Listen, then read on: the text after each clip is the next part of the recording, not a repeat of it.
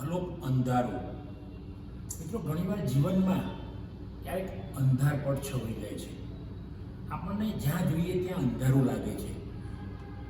પ્રકાશમય દિવસમાં પણ આપણને અંધારું લાગે છે. ઢળતી સંધ્યાએ જ્યાં પક્ષીઓની ચહક હોય, જ્યાં લોકોની અવરજવર જબરજસ્ત હોય, છતાં પણ આપણને અંધારું જ લાગે. વહેલી પરોઢે પણ આપણને અંધારું લાગે છે. એ હળવા ખીલતા સૂરજમાં પણ આપણને અંધારું દેખાય છે, કારણ કે આવો સમય દરેકના જીવનમાં આવે છે.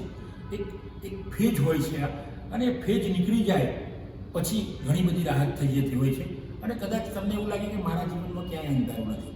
મિત્રો, આના પરથી મેં એક સરસ નાનકડું કાવ્ય બનાવ્યું છે, અલોપ અંધારું. અલોપ અંધારું, અલોપ એટલે અદ્રશ્ય.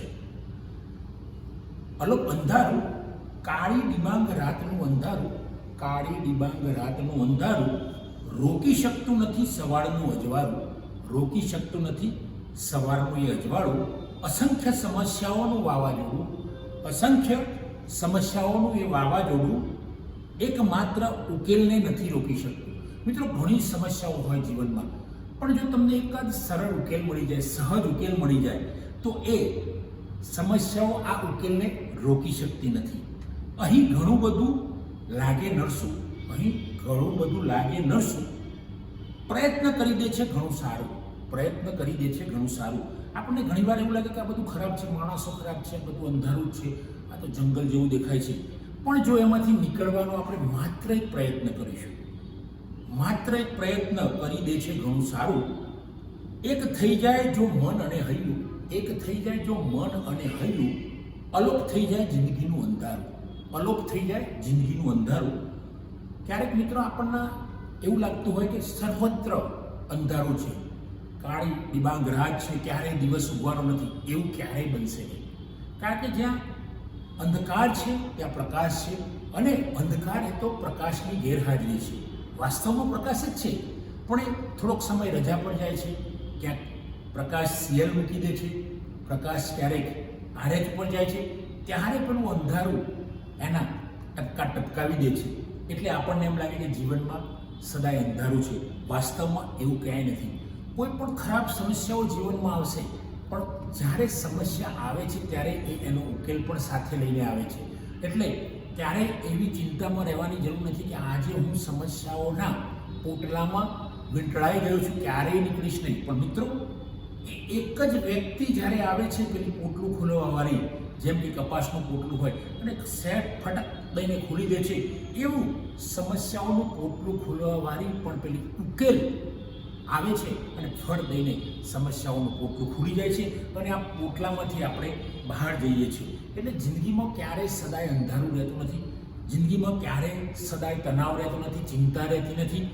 જિંદગીમાં ખરેખર તો જિંદગી આનંદ જ છે, જિંદગી ખુશી છે, જિંદગી મોજ માટે છે, મસ્તી માટે છે.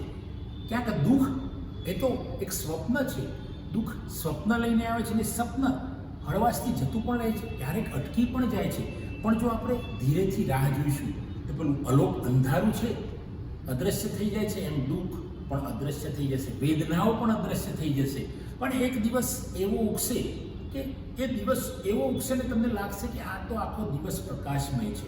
એટલે અલોપ અંધારું થશે એ 100% છે. મિત્રો, બસ રાહ જોવાની છે, ધીરજ રાખવાની છે. જીવનમાં આપણે પણ ક્યાંક પરીક્ષા આપતા હોય, ભણતા હોય, કોઈક જગ્યાએ ફસાઈ ગયા હોય, ત્યારે આપણને એમ લાગશે તો આખી જિંદગી અંધારમય બની જશે, કાલે હોય અજવાળું ક્યારેય નહીં થાય, વર્ષો પછી નહીં. એવું નથી. એ તમારી પરીક્ષા છે અને એ પરીક્ષા આપવી જ પડશે, દરેક માણસે આપવી પડે છે. આપણે કહીએ છીએ કે આપણે પુરાણો વાંચીએ છીએ, બધી જગ્યાએ ભગવાને પણ પરીક્ષા આપવી પડે છે. તો આપણે તો માણસ છીએ, એટલે પરીક્ષામાંથી દરેકે નીકળવું પડે છે.